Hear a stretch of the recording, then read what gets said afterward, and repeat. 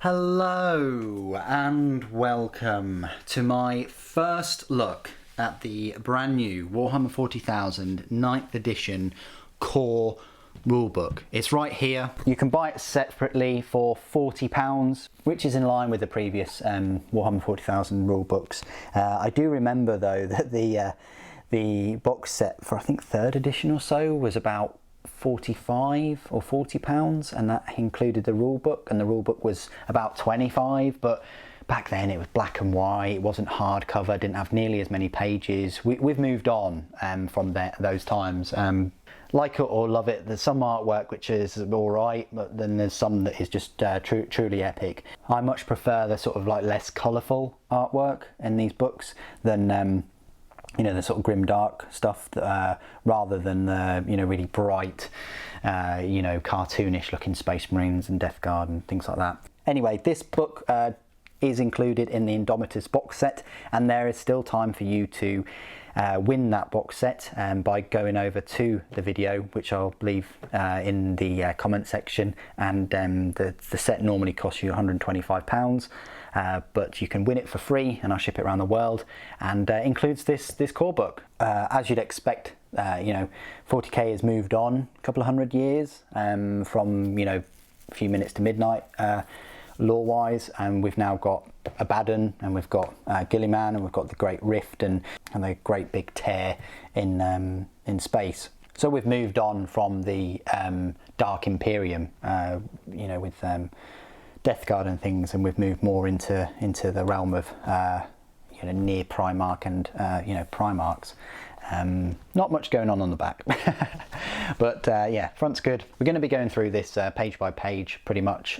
So there are what, 368. Yeah, there's basically 368 pages, so this is going to be a bit of a lengthy video, so grab yourself a nice drink and we'll crack on.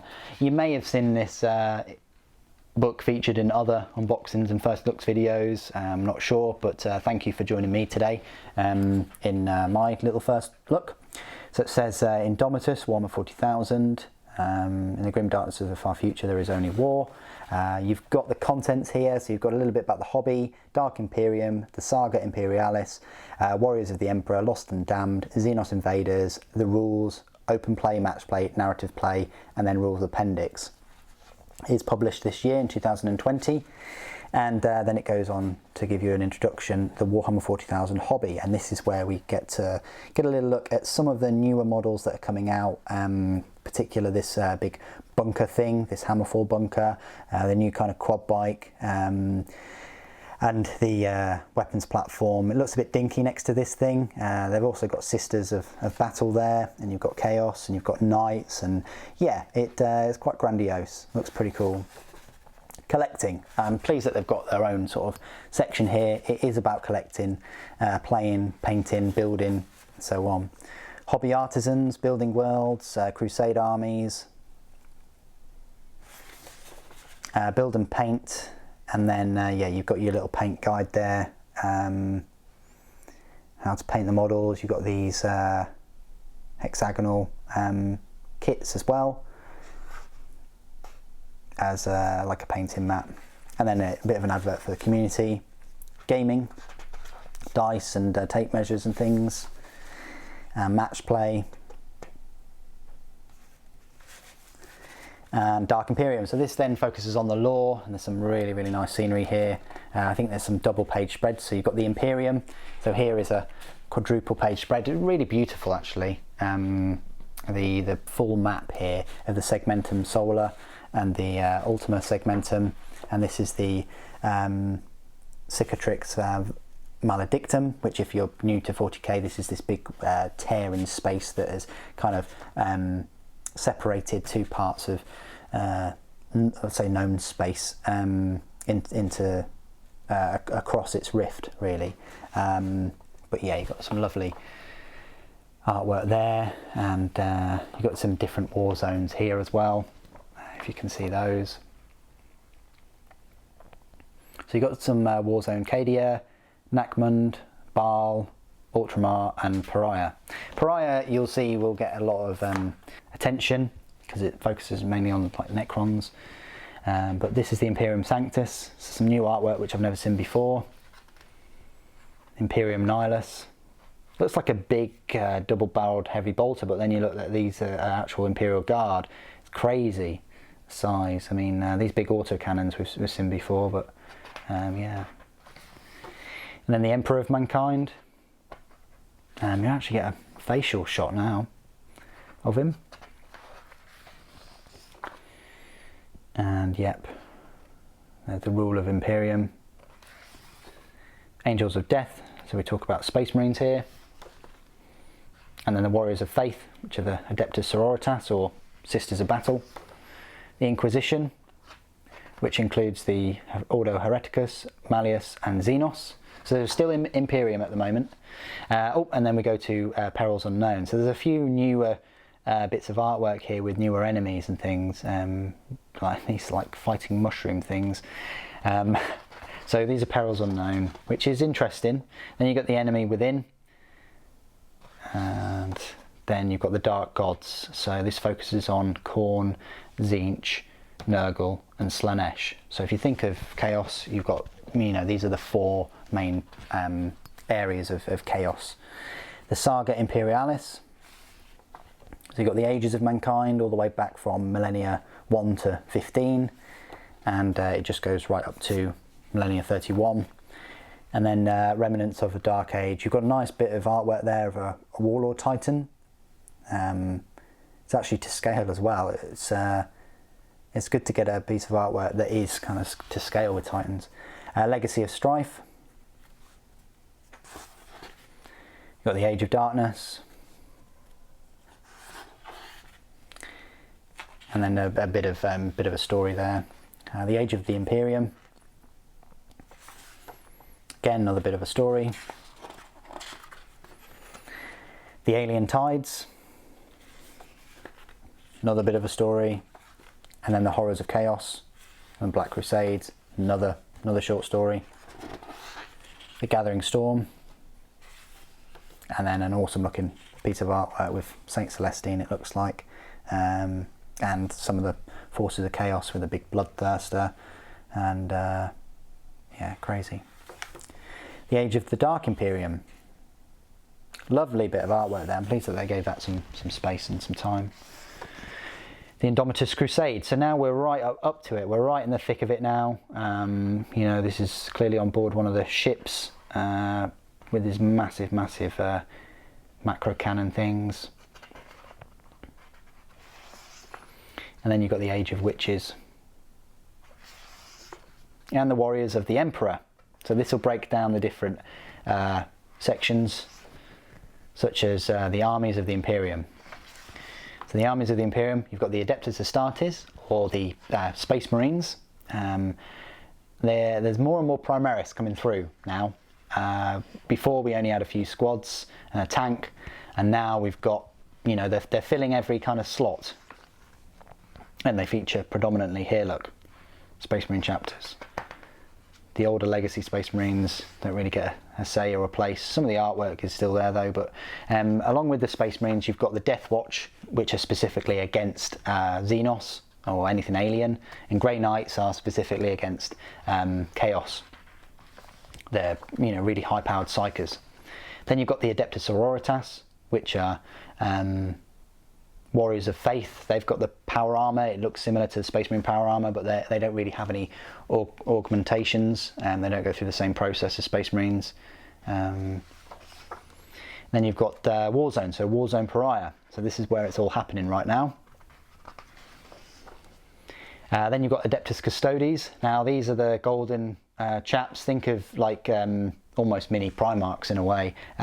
Think of like Space Marines, but on a completely different level. They're kind of master crafted. Space Marines work in squads and groups, and thought of as like wolves, whereas Custodes are kind of thought of as lions. Each one a mini one-man army, really, fighting individually. But they do work very well with Sisters of Silence, which I don't know whether they'll go through it here, but no, they don't. Okay, well that sucks a little bit. You've got Astra Militarum. the Imperial Guard. So this is, yeah, classic bit of artwork there, Cadia. Hopefully we'll get some new models and things for Astra Militarum or Imperial Guard, because that range is really looking pretty old now. Adeptus Mechanicus has had a bit of attention over the years recently, over the past sort of 5-6 years. They've just had a flood of new releases in terms of a new flyer and fast attack choices, and there we go. And then you've got a bit of the Page Keeper flipping out. You've got Warzone Armageddon, so another Warzone, mainly taken over by orcs again and again and again, and we'll go through orcs in a moment, I think. And you've got Questa Imperialis, so we're still in the Imperium. All of these armies, there's a shed load of Imperium armies. So Questa Imperialis is basically the knights. There are these knight pilots that pilot these big walkers that have shielding, and they have bigger weapons than your normal dreadnoughts and things. And you've got Imperial agents, so they do talk about Sisters of Silence and the Officio Assassinorum and Rogue Traders, mainly because the Sisters of Silence have only just come about again. They've only just been found and reinstated, whereas they broke apart after the Horus Heresy between the Custodes, and the Custodes kept watch over the Emperor for the past 10,000 years, and the Sisters of Silence were sort of fragmented, and they didn't really have a main kind of base or anything like that. You get a good look at some of the new models. These are all the new models in the box set, except for like the weapons platform and this Hammerfall drop turret, which looks like a drop pod that's been sort of cut in half, but a big missile launcher thing put on it. Interesting how that's going to work in the game, whether you can fire it down and it'll just land, or whether it has to be present at the start of a game. You've got a load of older models here mixed with some newer models. So you've got some older Land Raiders in places, and older dreadnoughts, but you've also got Primaris Death Guard. You've got a new Mephiston model there. You've got new Ragnar Blackmane model and Gazgul. You've got some old Eldar Guardians there, but you've got some new Space Marines. Where they can, I think they've used the newer models, like especially these Blade Guard. You've got some old Terminators hiding in the back, and but you've even got the Primaris. They've turned them into kind of Stern Guard. But you've got some Salamanders with the Eradicators there. White Scars with the new bikes, of course. So these are some very high quality sort of pictures of the different armies. So we go through the Space Marines, then this is the Death Watch, then the Grey Knights, which are old models. I know why they've sort of pulled the camera back for them, but in a way it shows them fighting the different hordes, but they need a bit of a refresh, in my opinion. And then you've got some newer models, the Adeptus Sororitas, all beautiful, all new, except for Celestine came out a little while ago now. And then the Adeptus Custodes, very new models, and they put them against the new Chaos Space Marines there. And then you've got the Astra Militarum, just mainly tanks. I mean, they've got so many tanks and a lot of conscripts and bodies. And then they've got a showcase of the new Adeptus Mechanicus models. So yeah, you've got the new flyer there. You've got the tank, the Disintegrator that came out last year. You've got the Taraxi. You've got Belisarius Call as well, making an appearance. And then you've got the Questa Imperialis, so big walkers, really nice image there, going up against some Chaos with some Chaos Knights too. And then the Lost and the Damned, so now a big section, hopefully, of Chaos. So what kind of happened, Forces of Chaos, what kind of happened is one of the Emperor's best generals, called Horus, he turned traitor and took with him almost half of the full force that were loyal to him, and they went back and they tried to take over Terra. And the Siege of Terra books, if you put a search in for that kind of explains it. You don't need to read all of the other Horus Heresy books at all, really, but I would suggest you read the first few just to get an idea of Horus. But yeah, and 10,000 years later, there's still heretical Space Marines out there, and they continue to replenish their stocks of traitor Space Marines as well. So Heretic Astartes, Black Legion. So this is Abaddon the Despoiler. He's one of the main figureheads of Chaos. He was one of Horus's trusted advisors. And then you've got the Traitor Legion. So there are different legions. So you've got Renegades. And then you've got Warzone Vigilus, which is featured a couple of years ago. I think last year actually, start of last year. So these are the Traitor Legion. So you've got Death Guard, which follow Nurgle. You've got Thousand Suns, which follow Tzeentch. And then you've got Legions of the Dark Gods. So we've gone through Khorne, Tzeentch, Nurgle, and Slaanesh. Chaos Knights, they came out last year. Their kit is very, very nice. Warzone Scourge Stars.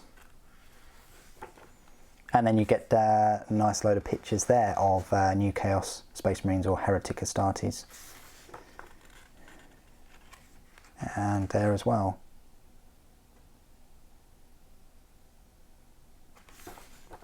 Oh, and then the Page Keeper is already on Mortarion. Absolutely beautiful model.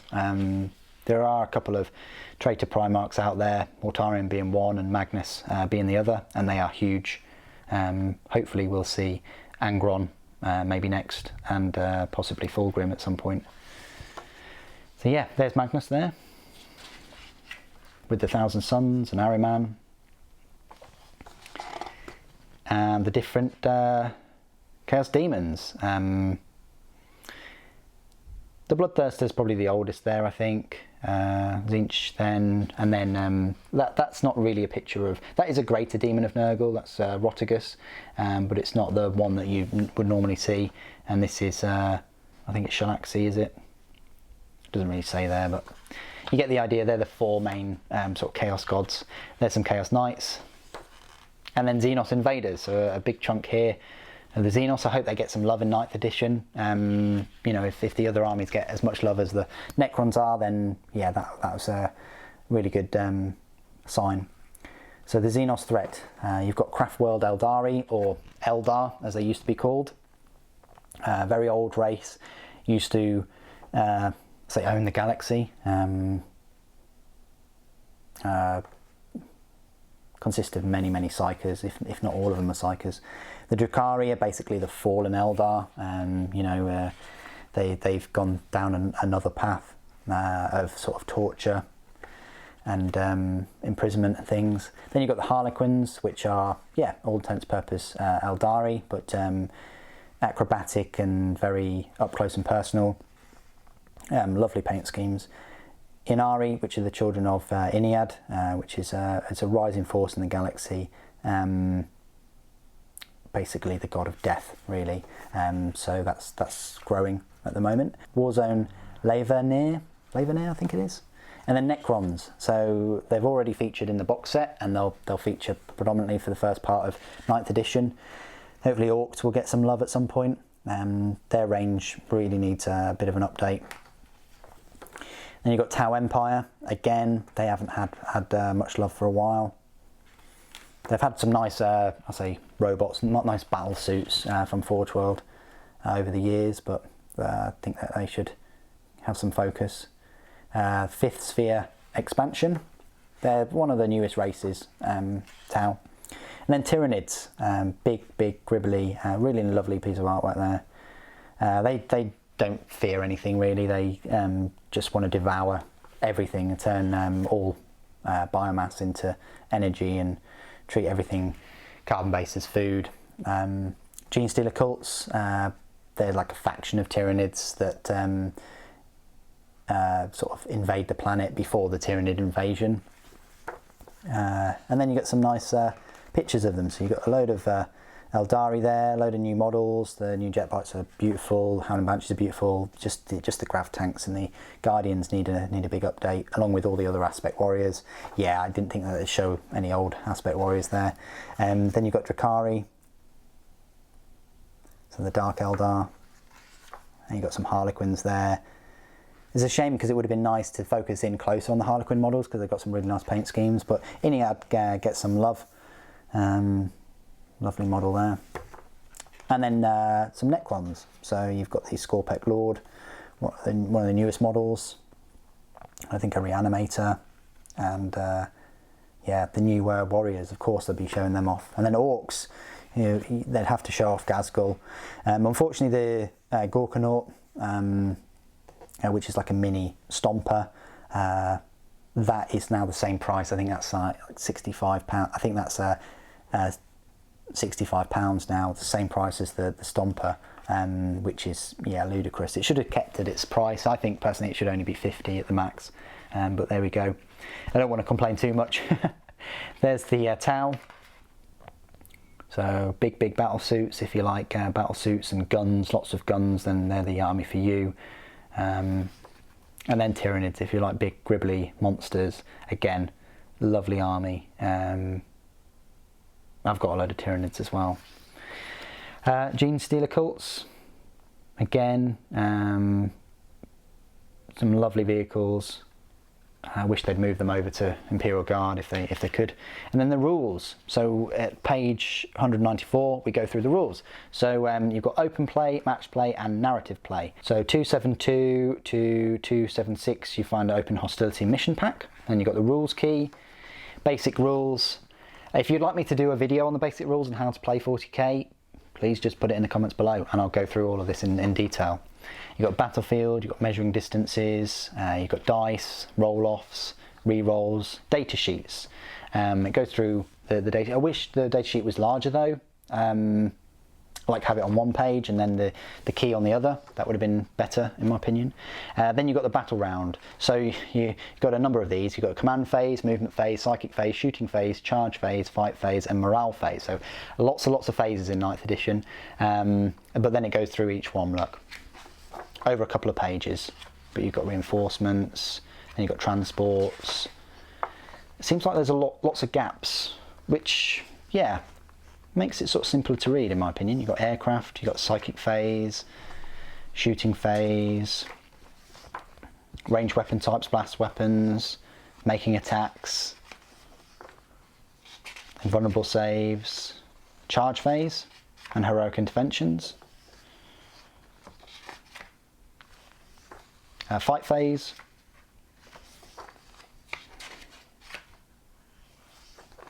and the morale phase.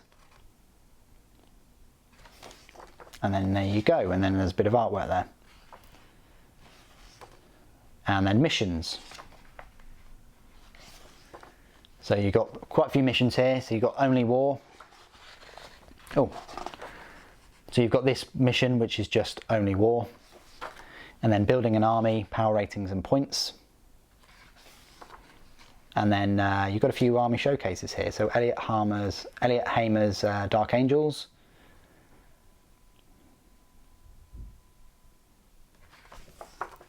Battle Forged Armies, detachments. Here you go, so you've got patrol detachments, battalions, and so on. Battle Forged Army roster. Matt Hudson's Thousand Suns. Stratagems, strategic reserves, actions, terrain features, terrain traits, command terrain features. So that's quite cool. And then example battlefields.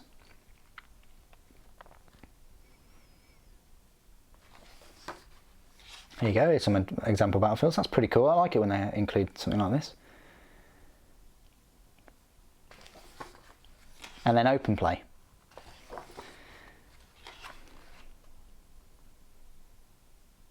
So you've got the different battles there: Combat Patrol, Incursion, Strike Force, and Onslaught. So 300 power level for up to 4 hours for an Onslaught game. Here's some missions: Annihilation, Hold at all costs, and Death or Glory. Suggestions for open play missions. And then matched play. Most mechanically balanced Warhammer 40k gaming experience. So Eternal War Mission Pack. Secondary objectives. So you've got a couple of missions here: incisive attack and outriders, encircle, divide and conquer, crossfire, center ground, forward push, ransack, shifting front, retrieval mission, frontline warfare, the 4 pillars, no man's land, scorched earth, vital intelligence, and lines of battle. All out war, path to glory. So if you must know, they've got the different sizes there as well. Look, so you've got a few, look, combat patrol missions there. They're for the smallest, and then you've got their larger, which is the incursion, and the onslaught ones are huge. And then narrative play, thematic gaming experience of Warhammer 40k. So you've got crusade forces, so it goes through how to make a crusade faction. Sam Pearson's Gene Stealer cults, it's a nice crusade faction there. And crusade cards. Requisition points. They're the requisitions. Ranks and battle honours. Weapon enhancements, psychic fortitudes, crusade relics even. Out of action, battle scars, selecting crusade army, crusade appendix, and there you go. There's some blanks, so you can photocopy those. And then a bit of artwork for Tyranids. And then crusade mission pack. Agendas, shadow operations, warcraft.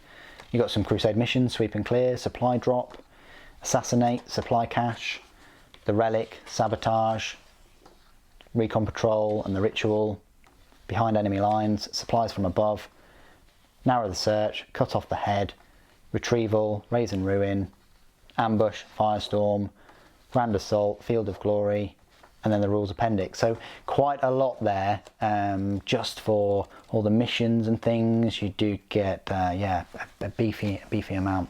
Then you've got the rules appendix, designer's commentary, and then blast weapons. So you've got all the blast weapons there, aircraft and rare rules, fighting with individual models, rules terms glossary.